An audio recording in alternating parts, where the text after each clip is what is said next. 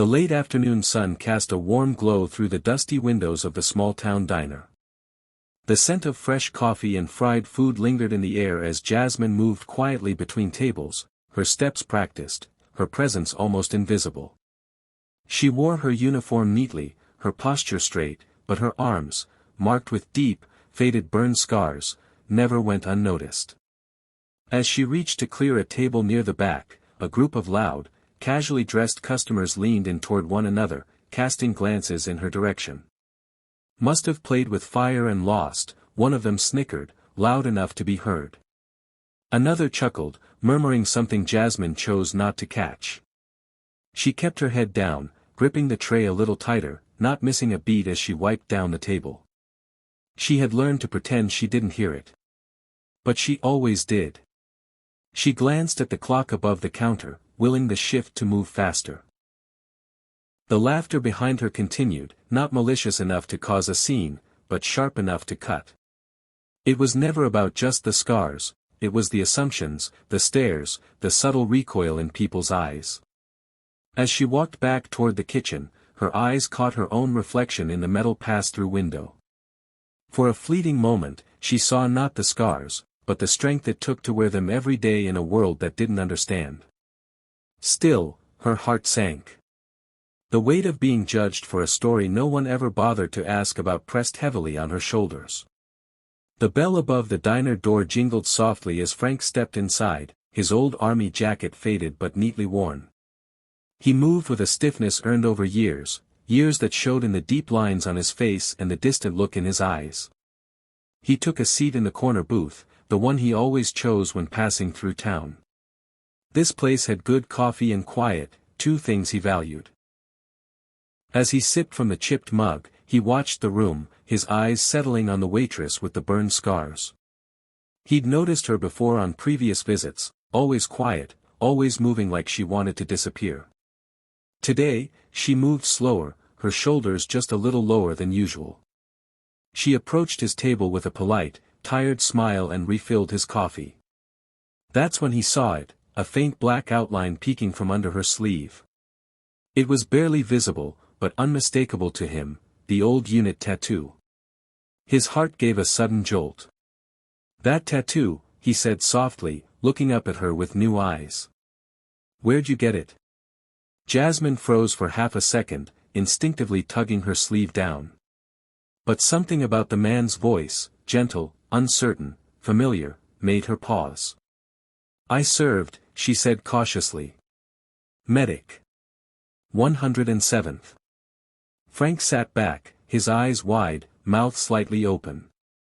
"The 107th, he whispered. "I was in that unit. Vietnam."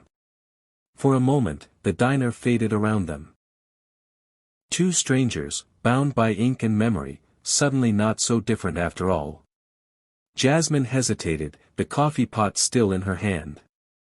She had told almost no one about her past, certainly not here, in this town where people only seemed to notice her scars, not the story behind them.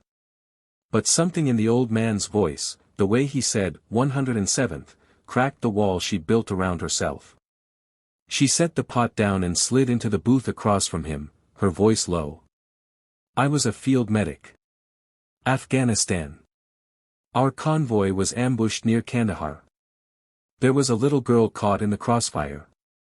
I got her out, but I didn't get away clean."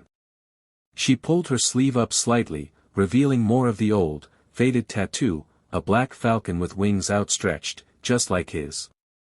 Frank stared, stunned. "That unit, it was disbanded years ago," he murmured. "Most folks forgot we even existed." Jasmine nodded. "It meant something to me. Still does." Frank's hands trembled as he reached across the table. He didn't touch her, just rested his weathered palm down, as if grounding the moment. His eyes filled with emotion. "You're not just a survivor," he said, voice rough. "You're a damn hero." Jasmine blinked quickly, not used to kindness from strangers, especially about this. Her throat tightened. She hadn't cried in a long time. "I just did what I was trained to do," she whispered.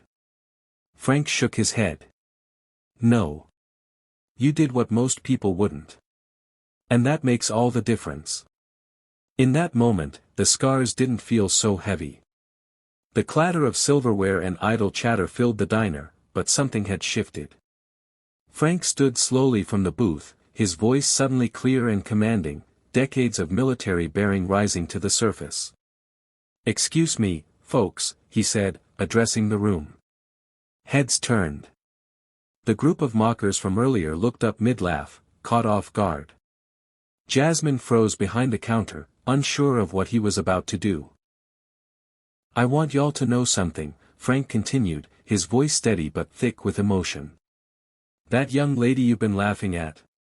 She's a combat medic. U.S. Army.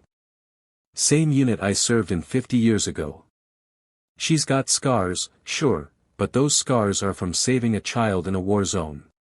She nearly died doing it." The diner fell into stunned silence. She didn't get those marks from a mistake. She got them from courage. From sacrifice.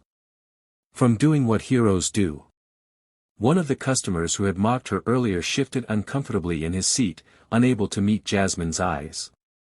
Another muttered an apology under his breath before slipping out the door.